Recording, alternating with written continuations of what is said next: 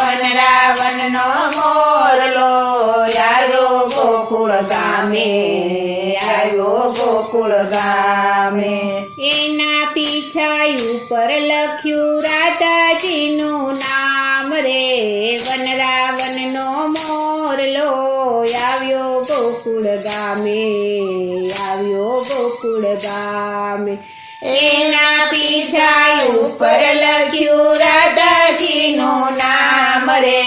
વનરાવનનો મોરલો આવ્યો ગોકુળ ગામે, આવ્યો ગોકુળ ગામે. રૂપ એનું અનોખું કોઈની તોલે ના